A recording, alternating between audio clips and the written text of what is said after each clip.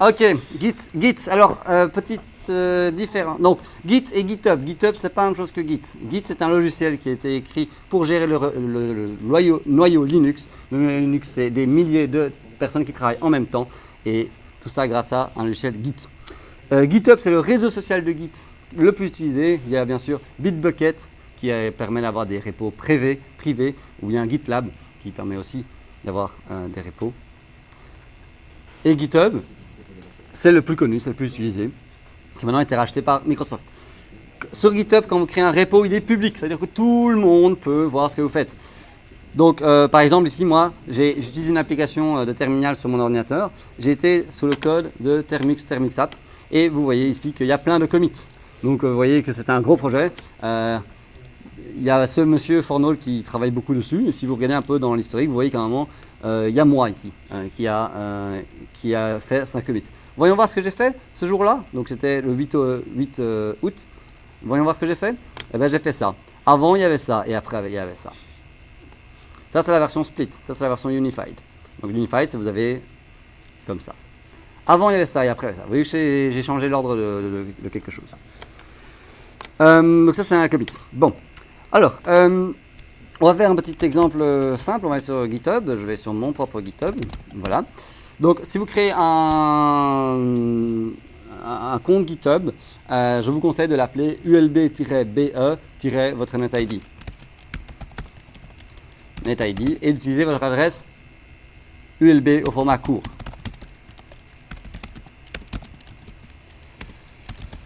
.be.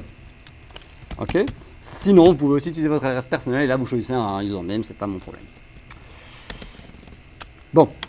Donc, je vais créer un repo de test. Donc, c'est parti. New repo. Donc, je vais créer un repo que je vais appeler super test évidemment. Et donc là, voilà, on fait rien, il est public et on le crée. Vu qu'il est public, ben, vous pouvez aller sur ma page, vous allez sur Robert Van der Leyen, GitHub Robert Van der Leyen, et vous allez /super test. Tu dis? C'est streamé. Donc, et là on vous dit waouh, magnifique, vous avez créé un repo. Eh ben, vous pouvez le prendre sur votre ordinateur. Donc c'est pas compliqué. Vous ouvrez votre magnifique terminal, vous allez dans votre dossier favori. Et vous faites un clone. Git clone, attention. On va cloner quoi? Ben, on va cloner ça. Là, vous voyez que je fais un clone en HTTPS. Ça veut dire qu'à chaque fois que je vais devoir apporter des modifications, je vais devoir mettre mon mot de passe GitHub. Il y a moyen de cloner très facilement en SSH et ça permettra de vous authentifier avec des clés privées et publiques. Ça vous permettra de ne pas mettre votre mot de passe GitHub. Dans un premier temps, vous faites ceci. Et donc là, qu'est-ce que ça va faire? Ça va cloner ceci et ça va créer un dossier super test. Si j'ai envie de le renommer, pourquoi pas, par exemple, wow test. Donc là, ça clone. Vous voyez que c'était vachement vite parce que you appear to have cloned an empty repository. En effet, c'est un empty repository. Je vais dans wow test et qu'est-ce que vous voyez dans wow test? Rien. Et si on regarde vraiment, il n'y a rien, mais il y a un point Git. Donc là, il y a un fichier caché qui contient toutes les informations dont Git utilise. Alors, c'est parti, on va un peu créer du code. On va donc créer un fichier un readme par exemple. C'est bien d'avoir un readme qui dit super projet, j'aime les bananes. Allez sur mon. Alors mon, vous savez que c'est robertmenet.be.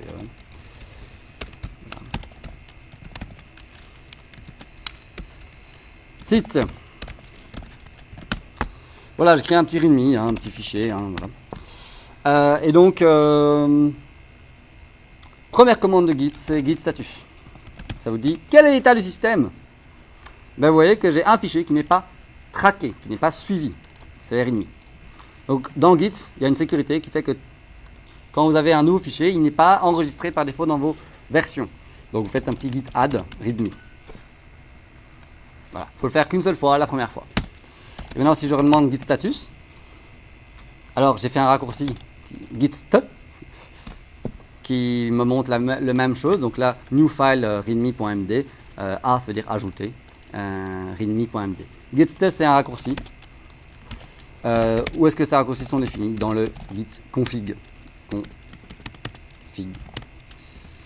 Donc si j'ouvre ce fichier par exemple, vous voyez que ici il y a mes paramètres du repo. Hein. Donc là on voit par exemple l'URL qui a été mis dans ce fichier.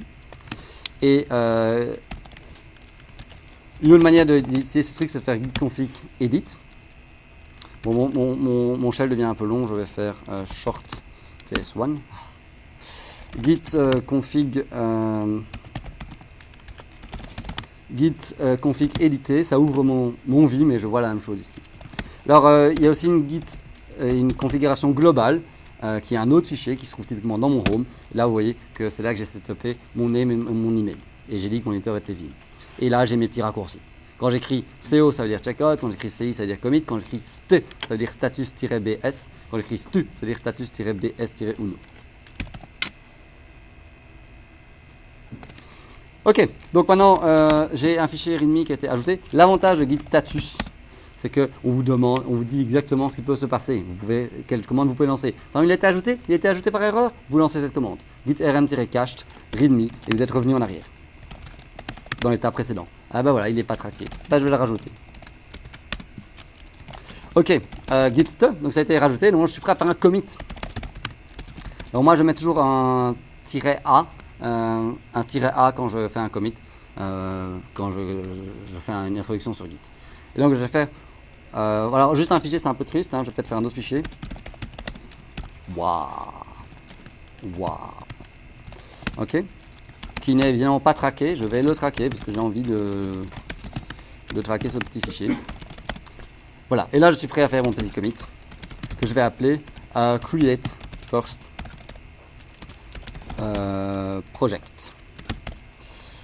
Alors, petite remarque sur mon site, je vous conseille de lire le truc qui s'appelle The 7 Rules of a Great Commit Message. Et une des rules, c'est de toujours commencer par une majuscule. Une autre des rules, c'est d'utiliser l'infinitif ou l'impératif. Donc, de telle sorte que dire que fait ce commit?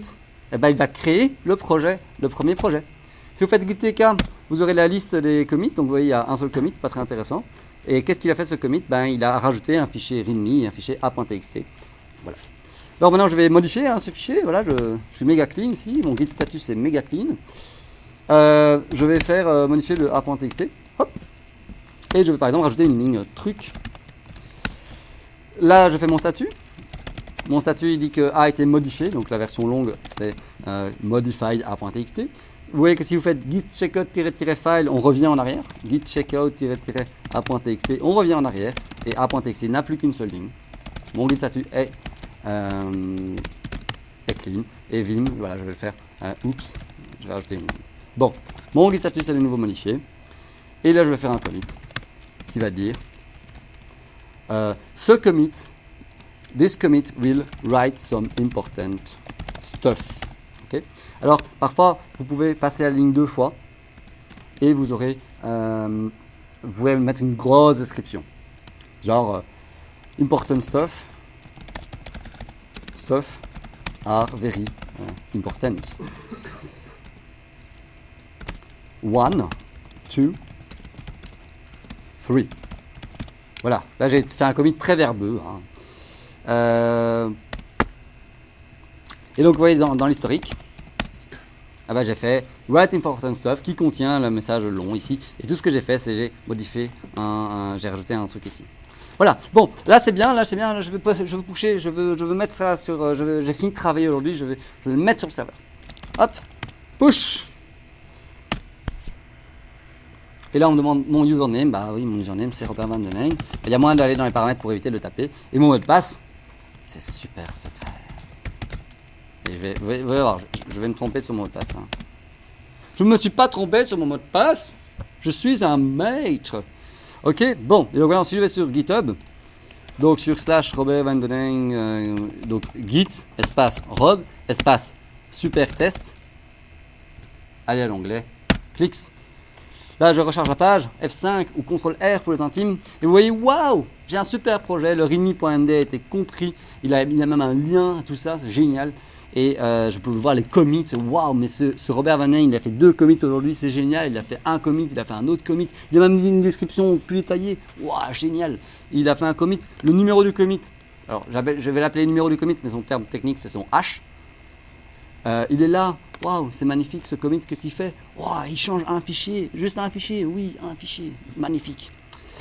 Bref, pendant ce temps-là, il y a mon voisin qui aimerait bien travailler sur mon projet. Alors, quand vous commencez avec Git, je vous conseille de ne pas travailler en même temps. Donc, quand vous ne travaillez pas en même temps, c'est pas compliqué, vous travaillez juste pas en même temps. Et quand vous avez terminé de travailler, vous faites un push. Et quand vous commencez à travailler, vous faites un pull. Donc, prenons un autre personnage. On va par exemple créer un autre personnage. On est sur un autre PC là. Et l'autre PC, il va cloner le repo. Donc, il va cloner ceci. Et il va appeler personnage 2. Il y a 2 personnages dans notre scénario. Et donc, lui, il va cloner. Donc, c'est un autre dossier. Voilà. Alors, petite remarque, vous pouvez faire du Git sans réseau. Très facile. Et ça va très vite. J'ouvre la parenthèse. Push D. Je vais par exemple aller dans mon dossier de test Git. Dans mon dossier de test Git, vous voyez, j'ai fait plein de tests Git. J'ai même une commande pour faire des tests Git. Du genre today client serveur A, B, C. Et là, il me fait déjà un Git. Il me fait un Git qui contient déjà un historique. Donc voilà. Et là, c'est tout ça est en local. Si vous faites git config E, vous voyez que c'est en local. Là, je suis en local. Donc pas besoin de réseau. Le réseau, c'est un plus.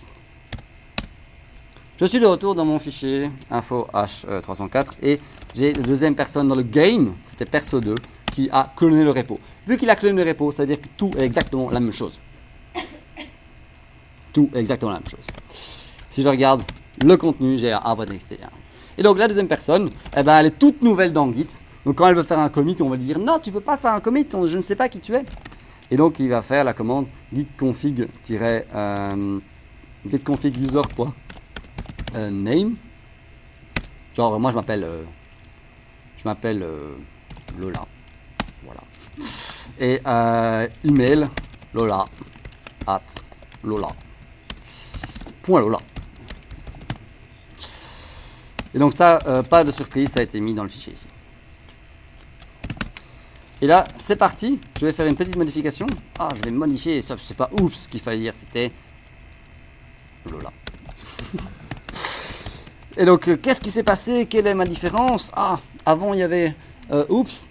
Et maintenant il y a Lola. Je vais voir ça en graphique. Ah oui, je clique. Alors attention, quand vous lancez GitTK, vous n'êtes pas tout en haut, vous êtes juste pas tout en haut. Donc vous appuyez sur la touche du haut. Et là, vous voyez les changements. Qu'est-ce qui va se passer? Je vais faire c'est magnifique. Je fais un commit. Et je vais faire it will introduce Lola. This commit will introduce Lola. Parfait.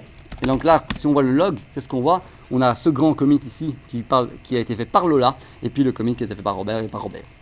Je quitte en appuyant sur Q. Si je veux une version plus longue, je fais git 1, j'ai le dernier commit, ou bien git one line. J'ai tous les commits sur une ligne. Là, vous voyez aussi les branches. Je ne vais pas rentrer dans les branches aujourd'hui. Et là, je vais partir. Je fais un push. Et Lola a fini de travailler.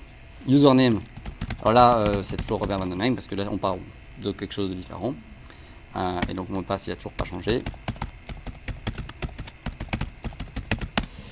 Et là, Lola a réussi à pusher sur le directory. Donc, quand vous créez un directory sur... donc là, maintenant, si on recharge les commits du projet, vous verrez l'introduction de Lola. Mais Lola, elle n'a pas... voilà, elle n'a pas de compte GitHub, Lola. Hein, l'adresse email qu'on a mis n'est pas associée à un truc de Lola. Et donc, voilà, là, il s'avère que c'est une vraie personne, Lola. Hein, bon, voilà. Donc, on peut faire des commits qui n'ont pas d'adresse email, il n'y a pas de problème avec ça. C'est juste que, ici, pour la sanité, créez chacun un compte sur GitHub et utilisez votre adresse USB ou votre adresse perso si vous savez ce que vous faites. Bon. Le dernier truc que je voulais montrer, donc là c'est bon, on a compris. Donc maintenant, on va retourner, on va aller dans Robert, et Robert il va faire un pull. Donc là vous voyez qu'il n'a pas encore il n'a pas encore les modifications de Lola. Hein. Donc dans 1.txt il y a ceci, dans readme il y a ceci. Donc il va faire un pull et il reçoit les modifications de Lola. Fast forward, ça veut dire que il sait que tout va bien. Avant ici, quand j'ai fait un push, ça veut dire que tout va bien. Si vous avez un rejected, c'est que vous avez commencé à avoir des conflits. Si vous avez des conflits, vous m'appelez. Je serai ravi de vous aider à débugger votre Git. Qu'est-ce que je voulais dire encore sur le Git? Je parle vraiment beaucoup. Hein. Voilà, je pense que c'est fini. Juste pour finir, ok, je pense que c'est bon, ça suffit. Donc voilà, avec ça, vous pouvez déjà faire beaucoup de choses. Vous pouvez déjà faire votre projet bien avec Git. Et nous, on peut voir votre historique, on peut voir ce que vous faites et on peut vous aider. On peut vous faire du code review. Ok? Donc, quand vous rendrez votre projet dans 3 semaines pour la mi-parcours, donnez-nous votre lien Git. On sera ravis. Ah oui, ce que je veux dire, c'est ça. Quand vous créez un projet, vous allez dans le projet, vous allez dans Settings, et là, vous ajoutez les collaborateurs. Les collaborateurs, c'est la liste des utilisateurs qui peuvent pusher sur le serveur. Donc, vous serez 3 dans votre projet. Eh ben, quelqu'un crée le projet et les autres sont ajoutés comme collaborateurs. Comme ça, tout le monde peut accéder au projet. Et typiquement, vous allez ajouter moi, Robert Van Den Eyck, comme collaborateur aussi. Mais évidemment, je ne ferai pas de push. Je ne travaillerai pas pour vous, mais je pourrai le lire. Bon, s'il est public, j'ai pas besoin d'être un collaborateur, je pourrais juste lire. GitHub est accessible gratuitement en repo privé pour les étudiants. C'est le GitHub Student Pack, Student Pack que j'ai partagé avec mes petits amis l'autre jour. Voilà, c'est le GitHub Student Pack. Ok, je vais finir le stream parce que peut-être que voilà, on va faire d'autres choses là.